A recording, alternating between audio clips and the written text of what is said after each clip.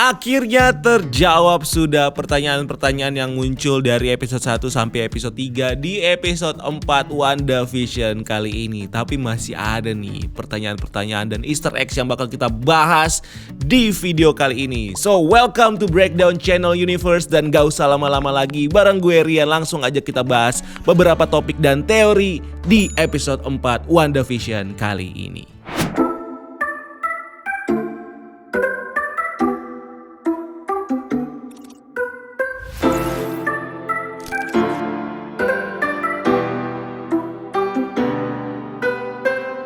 WandaVision episode 4 akhirnya mereveal salah satu misteri besar dari series ini, yaitu tentang identitas sebenarnya dari Monica Rambeau, dimana di awal episode ini kita udah ditunjukkan dengan backstory dari karakter Monica Rambeau yang ternyata merupakan salah satu korban snap Thanos di tahun 2018, yang akhirnya kembali lagi karena peristiwa blip yang terjadi di tahun 2023 saat Profesor Hulk menggunakan Infinity Gauntlet untuk menghidupkan kembali seluruh korban Thanos.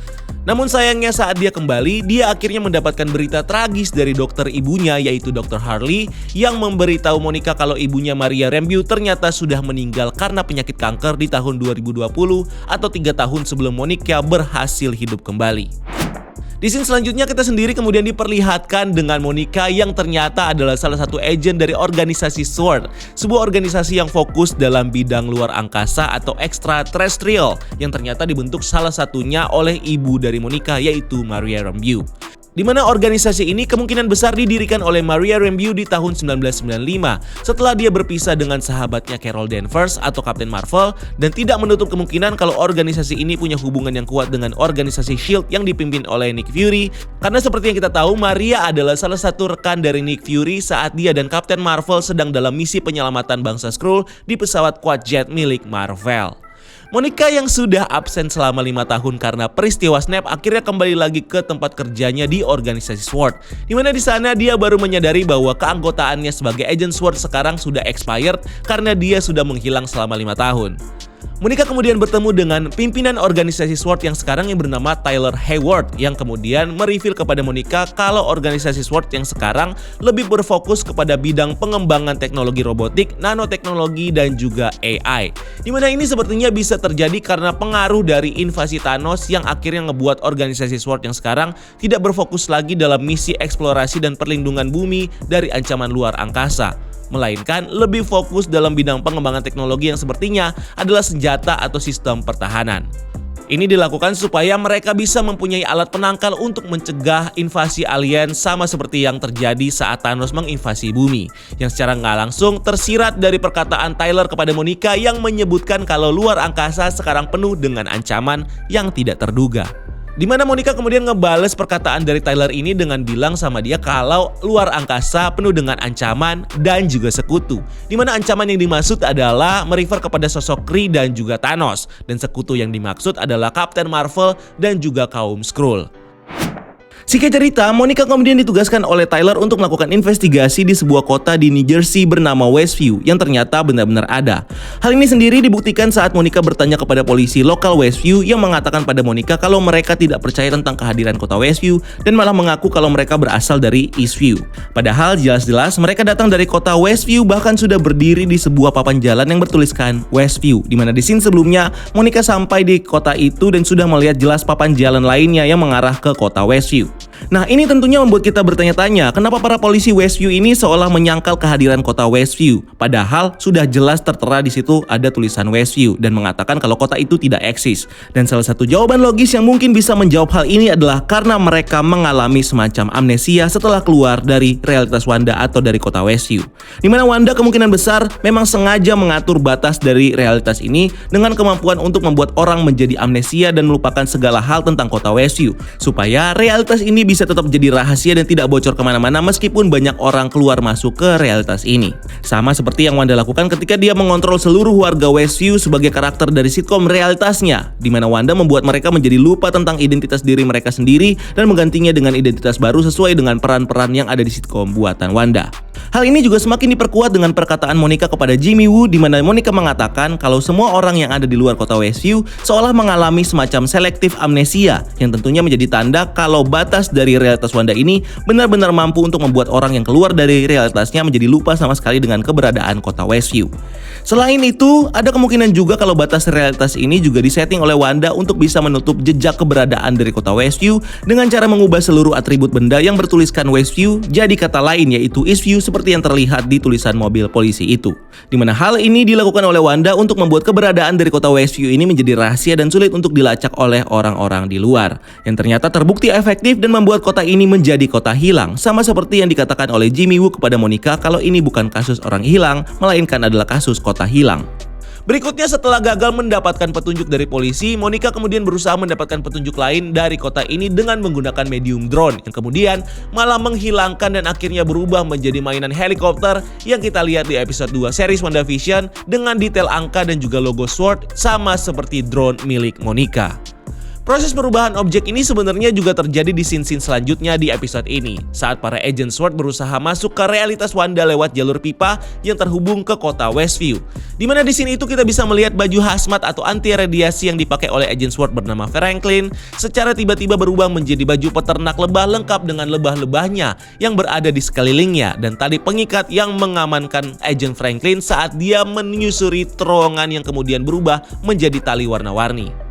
Kesemua ini tentunya memperlihatkan kita tentang kemampuan dari realitas Wanda yang ternyata mampu untuk mengubah objek dari luar realitas Wanda menjadi objek menyesuaikan dengan setting waktu di realitas Wanda seperti di tahun 50, 60, 70 dan seterusnya. Sehingga akhirnya membuat benda-benda modern seperti baju anti radiasi dan drone yang tidak pernah eksis di zaman itu bisa menjadi barang yang umum di zamannya seperti baju peternak lebah dan juga mainan helikopter. Berikutnya di scene lain kita juga bisa melihat bagaimana para agent SWORD berusaha untuk mencoba masuk ke realitas ini dengan mengirim banyak drone ke sana. Dan kalau kita perhatikan secara lebih dalam scene masuknya drone-drone itu, kita bisa mendengar bunyi dentuman yang mirip banget yang terdengar di episode 2, di mana bunyi ini sepertinya merupakan salah satu tanda yang Wanda buat di realitasnya supaya dia bisa mengetahui siapa atau apa saja yang masuk ke realitasnya. Setelah kehilangan drone-nya, Monica lalu mencoba untuk mendekati realitas Wanda yang tanpa sengaja masuk ke dalam realitas ini, yang akhirnya membuat Monica menjadi salah satu karakter sitkom di realitas Wanda yang kita kenal dengan nama Geraldine. Dan dengan hilangnya Monica ke realitas Wanda ini tentunya menjadi alasan kenapa organisasi SWORD, militer Amerika dan agensi penelitian akhirnya memutuskan untuk mendirikan fasilitas penelitian di dekat Westview untuk mengamati Wanda dan realitasnya di sana. Di mana salah satu orang yang join ke fasilitas ini adalah karakter Darcy Lewis, murid dari Eric Selvig dan rekan dari Jane Foster yang terakhir kita lihat di film Thor: The Dark World, yang sekarang sudah jadi ahli astrofisis sama seperti gurunya Eric Selvig yang kemudian membantu SWORD dengan alat penangkap radiasi dan juga frekuensi miliknya dan sekarang dipanggil Dr. Lewis. Dengan bantuan alat ini dan juga medium TV jadul, Darcy sendiri akhirnya berhasil menangkap siaran sitkom yang terjadi di realitas Wanda. Dan dari scene ini kita akhirnya bisa tahu tentang sosok yang ada di episode 1 atau di ending episode 1 yang ternyata adalah sosok Darcy Lewis yang sedang mengawasi sitkom buatan Wanda. Para agent SWORD Jimmy Woo dan juga Darcy sendiri kemudian menggunakan sitkom ini sebagai salah satu bahan analisa mereka dari realitas Wanda, di mana lewat sitkom ini mereka akhirnya bisa mengidentifikasi beberapa warga Eastview yang jadi karakter di realitas Wanda. Seperti Mr. dan Mrs. Hart yang ternyata adalah Todd dan Sharon Davis, Abila Stendon sebagai Norm, Harold Copter sebagai Jones, Isabel Matsuda sebagai Beverly, dan John Collins sebagai Herb. Dan anehnya dari sekian banyak karakter Wanda yang dianalisis oleh SWORD, ternyata hanya satu orang yang tidak punya kartu identitas dan diketahui nama aslinya, yaitu Agnes. Di mana kecurigaan kita tentang karakter Agnes ini yang sebenarnya adalah Agatha Harkness semakin menguat karena dirinya yang tidak punya ID yang disebabkan karena dia adalah seorang penyihir dari masa lalu yang sudah hidup sejak zaman pengadilan penyihir Salem yang sebenarnya sempat ditis oleh Agnes saat dia mengobrol dengan Wanda. Di mana dalam obrolan mereka Agnes berkata kepada Wanda kalau suaminya Ralph hanya bisa mengingat hari jadi mereka ketika ada bir bernama 2 Juni yang secara nggak langsung merefer ke pengadilan penyihir di Salem yang terjadi di tanggal 2 Juni 1692. Dimana di peristiwa itu sepertinya Agnes sudah diselamatkan oleh suaminya Ralph yang jangan-jangan merupakan sosok iblis di balik realitas Wanda, yaitu Mephisto. Wanita yang beruntung. Satu-satunya cara Ralph mengingat hari pernikahan kami adalah sebuah minuman yang bertuliskan 2 juta. Kehadiran sosok iblis ini juga semakin diperkuat dengan bidang heksagonal yang jadi bentuk dari realitas Wanda dan juga terlihat di opening dan closing series ini, dimana ini juga dipertanyakan oleh Agent Woo dalam investigasinya. Kalau kita amati lebih dalam kata heksagonal ini, kita bisa mendapatkan beberapa clue seperti kata hex dari kata heksagonal yang berarti kutukan. Dimana kutukan kalau di komik merupakan salah satu kekuatan punya Wanda, atau bisa jadi kutukan malah punya arti lain yang ternyata mereveal kondisi Wanda di series ini, yaitu Wanda sepertinya bakal dikutuk oleh seseorang yang membuatnya menciptakan realitas ini. Selain bingkai heksagonal, kita juga bisa mendapatkan kombinasi angka 666 dari sisi, sudut, dan juga bidangnya. Dimana kombinasi angka 66 ini kalau kita search di internet dikenal sebagai angka sial atau angka iblis. Yang tentunya hal ini sedikit mentis kita tentang kehadiran dari sosok iblis Mephisto di realitas Wanda yang mungkin saja adalah suami dari Agnes atau Ralph, atau karakter Dottie yang juga tidak terlihat di papan analisis milik Darcy dan juga Jimmy Woo. Selain Mephisto, salah satu sosok yang juga disebut sebagai dalang di balik munculnya realitas Wanda ini adalah sosok Skrull, di mana nama Skrull tertulis jelas sebagai salah satu suspek di balik realitas Wanda yang ada di papan milik Jimmy Woo. Berikutnya, setelah mereka gagal untuk masuk ke realitas Wanda dan menghubungi Wanda di sana dengan bantuan drone, sambungan telepon, dan juga teknologi digital, Darcy Lewis akhirnya punya ide lain untuk menggunakan transmitter buatannya untuk mengirim sinyal frekuensi radio yang ada di realitas Wanda. Di mana usaha ini berhasil dan membuat suara Jimmy Woo bisa terdengar walaupun sekilas di realitas Wanda, yang akhirnya menjelaskan tentang asal-usul suara yang memanggil Wanda saat di rumah Dottie yang ternyata adalah suara dari Jimmy Woo.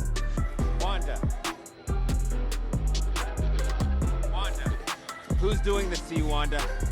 Wanda, can you hear me? I'm here to help. Di series ini kita juga melihat bagaimana Wanda punya kontrol penuh dari realitas miliknya, di mana dengan kekuatan warping reality-nya, dia bisa merewind bahkan memotong kejadian-kejadian yang tidak dia inginkan di realitasnya.